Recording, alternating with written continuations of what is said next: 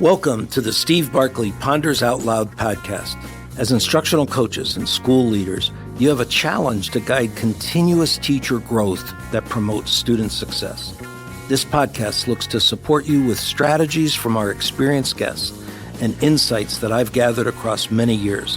I'm thrilled you're here. Thanks for listening.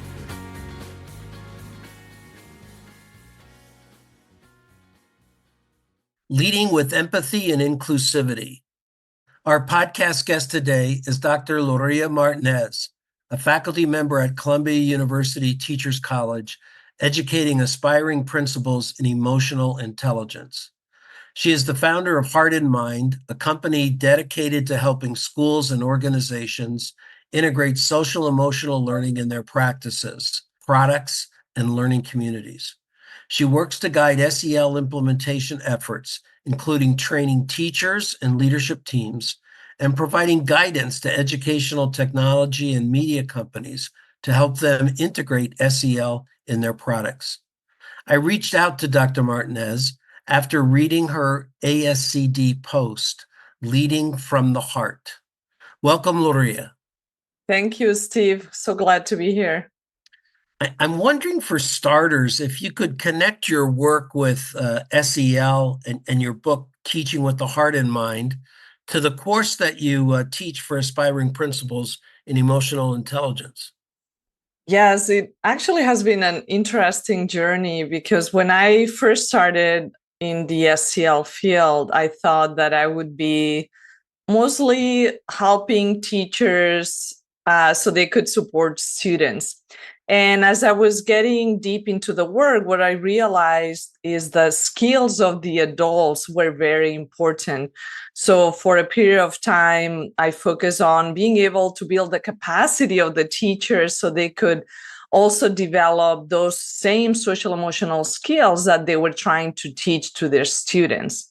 But in doing this work, I saw that principals played a very essential role in making sure that SEL was really happening at their schools. And they model with their leadership how to be an effective leader, how to be a good instructional coach.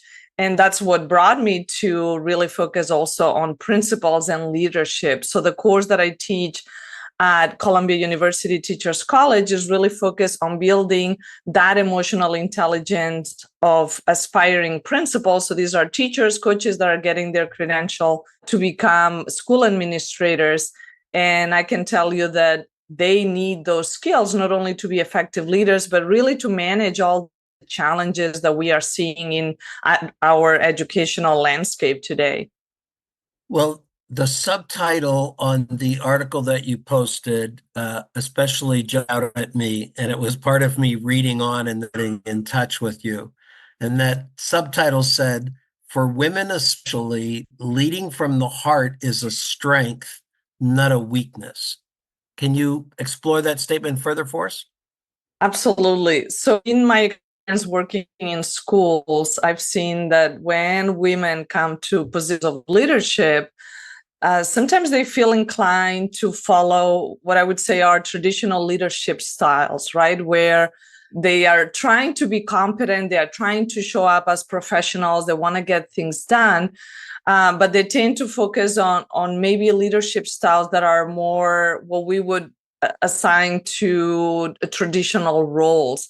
And women naturally tend to value things like collaboration or having meaningful connections with their teachers, with the parents in the community. So I think that when women come to those leadership positions, it's important to really reflect on what are their values, what's the kind of leader they want to be to others, and really be sincere and honest with themselves and hold on to those values, because we know that emotional intelligence is such an important component of effective and transformational leadership.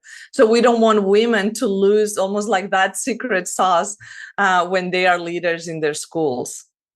So if I got it, there's the possibility that people come into that leadership with that natural inclination, that natural strength, but somehow get a perceived message that that's not what it takes to be an effective leader. And so in effect, they withhold the skill set that they have. Absolutely. And I started the article sharing a story about one of my former students at Columbia. And she was told by her supervisor, "You are too nice to be a principal." So she was sitting in this class, we were talking about emotions, and she was struggling with that message because what we were trying to say is like, you need to be in touch with your emotions if you want to be an effective leader. And at the same time, she had been told, "Oh, you are too nice." So we had a very rich and meaningful conversation about what it means to also be in that, have that transition, right? When you are really trying to show up as yourself, but you are almost fighting against a system that has a different expectation from what actually transformational leadership is. That's as sad as the new teachers who a whole lot of years back were told to make sure they didn't smile before Christmas. And That's right. a bunch of new teachers down the wrong path. Uh, your article is built around a heart and mind process, and you use heart as an acronym for important skills in social and emotional capacity. So I'm wondering if we could take that and walk through it one at a time. So the H in heart stands for honoring your emotions. Yeah, so honoring emotions is the foundation really of emotional intelligence. And it means that you are able to name, to interpret, and to communicate your feelings. And in the field of social emotional learning, we try to not categorize emotions as positive or negative, but really we look at emotions as data, as information that our body produces in order to send us signals, right? Emotions are trying to tell us, well, there's something here that you need to pay attention to. So honoring your emotions really is to come to those feelings that you experience on a daily basis with an open mind, with a little bit of curiosity, and say, "Oh, this is, I'm experiencing some frustration, or I'm getting very disappointed with this particular person," and just to use it as data in order to guide how you are going to approach it, how you are going to make decisions in your life.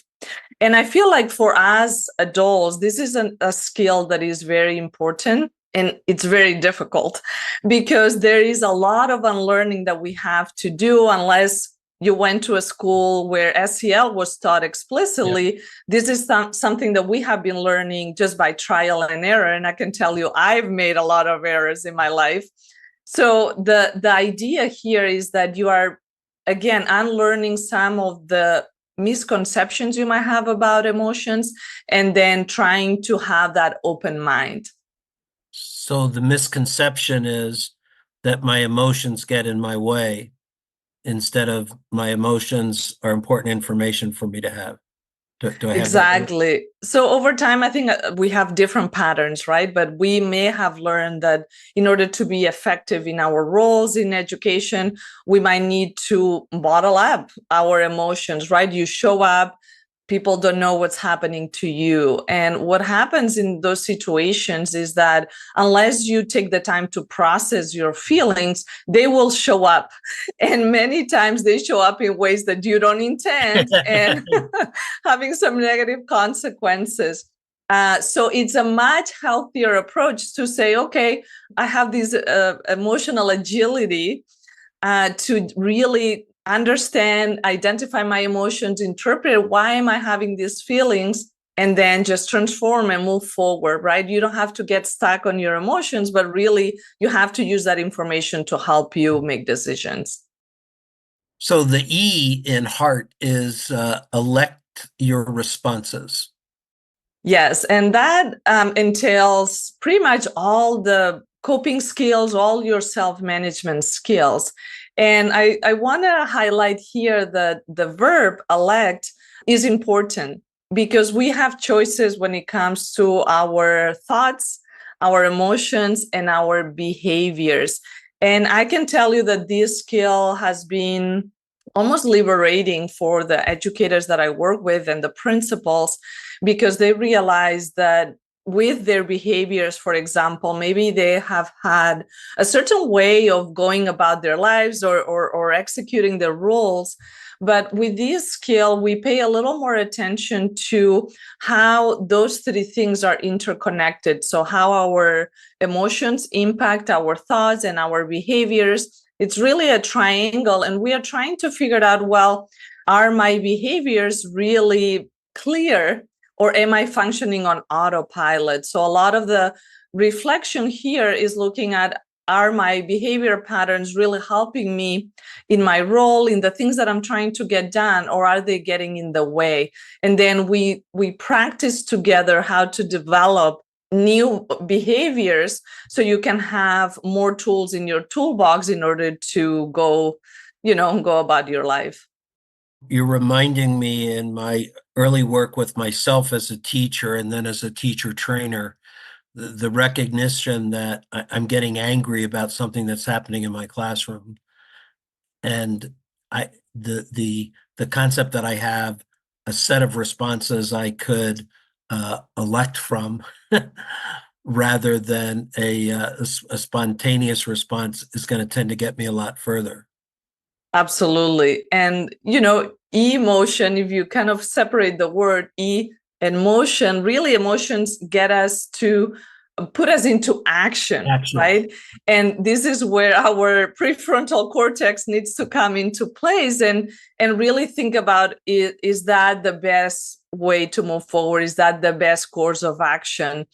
And again, this is something that it requires practice, but I think that it can be very liberating when we bringing into our cognition and our awareness that there are many ways in which we can respond to different situations.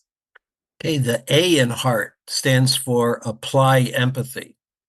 Yes, so empathy is that ability to recognize the emotions and the feelings in others. And that's important because in education, you have probably heard of compassion fatigue or empathy fatigue in our educators. And that's when educators are really, connecting so much with the emotions of their students, or maybe for a principal with the levels of stress that the teachers are experiencing, that they themselves experience almost like a burnout, like fatigue.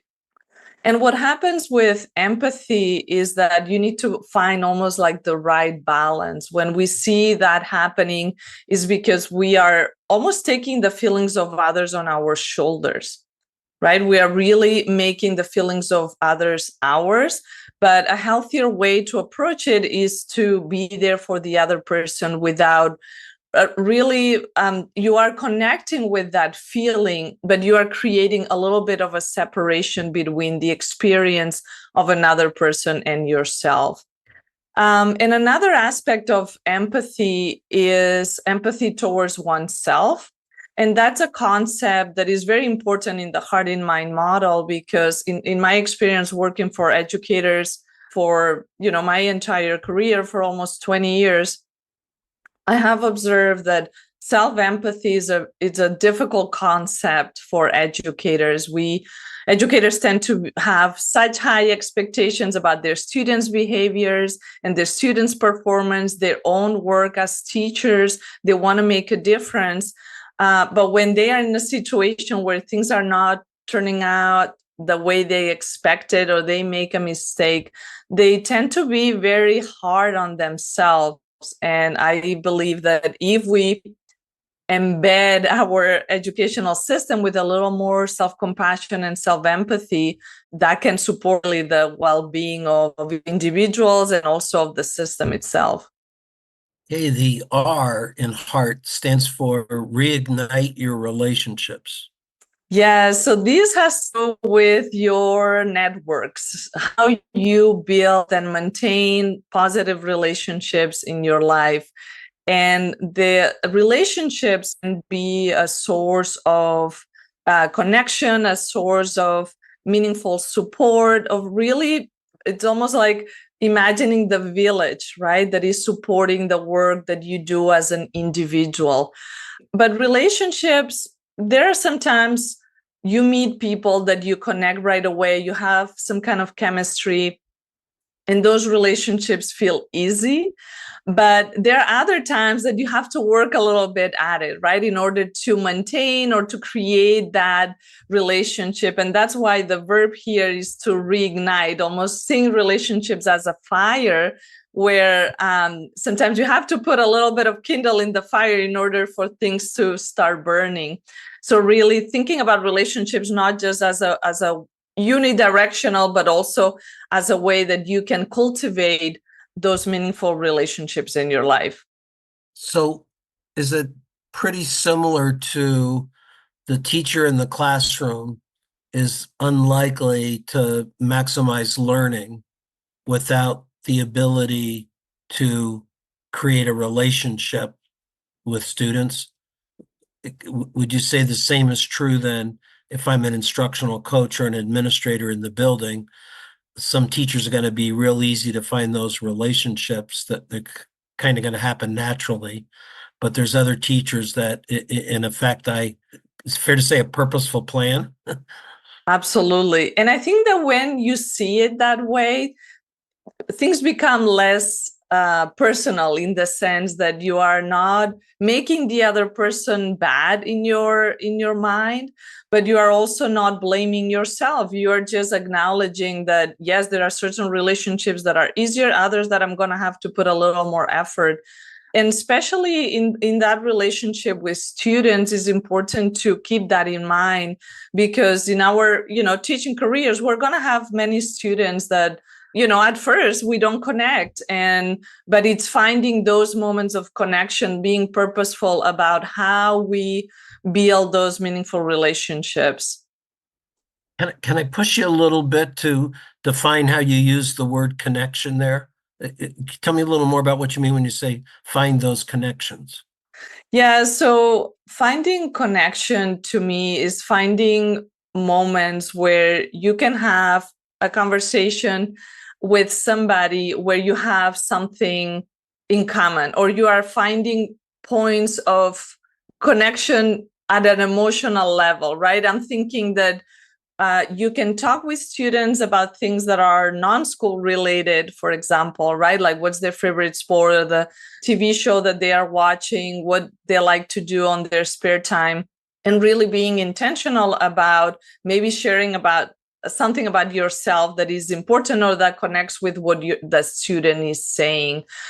So that's where I think about that connection, but it's also how you build trust in your relationships, right? How you feel like a sense of being in relationship with each other. You triggered for me the word that I frequently use when I'm addressing this with coaches working with teachers or teachers working with students is knowing. If I know people, the connections will likely be found. But if I don't commit to knowing people, getting to know people, then I can't find the connection. Am I on track there? Absolutely.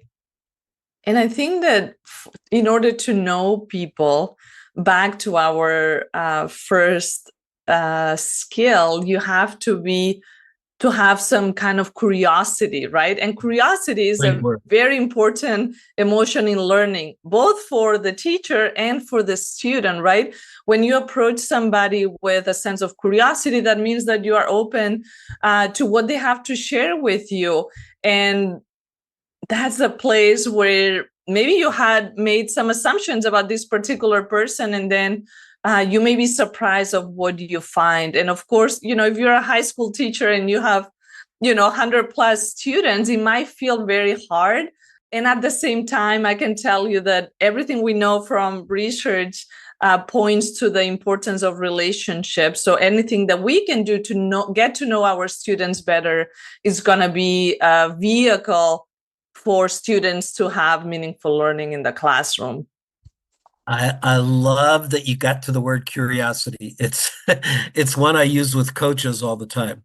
If an instructional coach enters the conversation with a teacher with curiosity, they're on the way.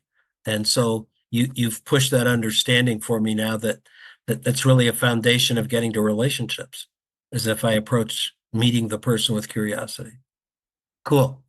Uh, T, the last letter in heart, is transform with purpose. Yes. So this is probably my favorite skill in the model. And I think that it brings everything else into context. So transforming with purpose is being able to connect who you are as an individual, your values, the things that are important to you, with what happens around you. What are the problems that you see in your local, in your global community that you want to work to solve, right? So when we are transforming with purpose, that means that we are finding our why, we are finding a sense of direction in our life. And I believe two things. One, this is a lifelong process. So even for educators, this is an exercise that I do with my principals, with my teachers, because sometimes we come to education with a certain idea and motivation, but that changes over time. So I think that a way to re-energize in our roles in education is to revisit this sense of purpose, to really be able to put into words, why am I here, right? What am I trying to do? Why am I spending my hours doing this kind of work? And the second thing is, I feel like this is a skill that is very much lacking in our schools, especially in our secondary classrooms. And that's why we see students so disengaged and demotivated, because they don't have a sense of purpose. That's something that has not been spoken about, cultivated, addressed, right? So students don't see the connections between what they are learning in schools and what they want to do in their lives, right? Maybe sometimes the promise is when they go to college or when they get to the workplace, they'll be able to do the thing that they want to do. But we don't have to wait, right? I think that students are so smart and they already know that there are problems. I think that it's a lot about building their agency and their ability to see themselves as active, as change agents in their communities. I have to tell you, I am what's going through my mind is the interconnectedness of what teachers know they need to make happen with their students, and principals and coaches and school leaders having to, in effect, model that same thing among the staff. I mean, I think a lot of what we're calling a burnout among teachers now is quite similar to, you're saying, students being demotivated. Yes, yes. And I have to say that I see the challenges that we have as having two different sources, if you will.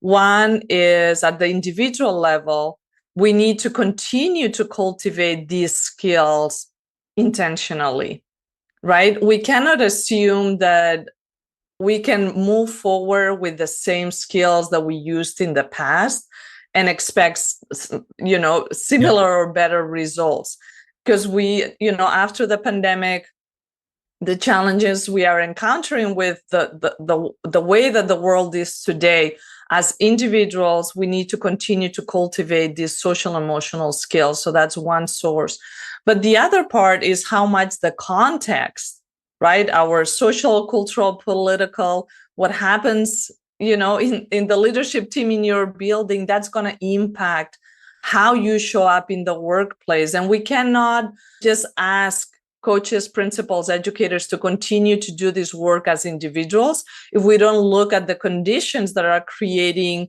the stress, the burnout, the disengagement. So those two things, both the individual and I would say the context, the organizational aspects, need to work in combination in order to make healthier school environments for everybody. So it's people coaching the SEL skills of each other. within that school environment, both Yes, as individuals and collaboratively in the way that we work with each other. absolutely. Well, you've given us a lot to reflect on. I will place the link to your article in the podcast lead-in. You want to tell folks a little bit about the best ways that they connect with you and learn more about the work that you're doing? Yes, absolutely. They can go check out my website is loreamartinez.com, and I've been writing and blogging for almost 10 years. I have a ton of SEL related content on the website. Of course, they can purchase a copy of Teaching with the Heart in Mind. I have an online course to develop adult social emotional skills that they can check out on my website as well. And big news today, I launched my YouTube channel. So now people can also find me on YouTube. Today's episode was on Educator Stress, of all things, and videos will be available every 2 weeks. So that's another source of free content and truly information for educators, principals, and coaches. I will be an early subscriber. Please do. Excited that I found out about it. Terrific. Well, we'll post the link to your website in the podcast lead-in to make it easy for folks to find as well. Thank you so much. Thank you, Steve. It was my pleasure. Thanks for listening, folks. I'd love to hear what you're pondering. You can find me on Twitter or LinkedIn at Steve Barkley, or send me your questions and find my videos and blogs at barkleypd.com.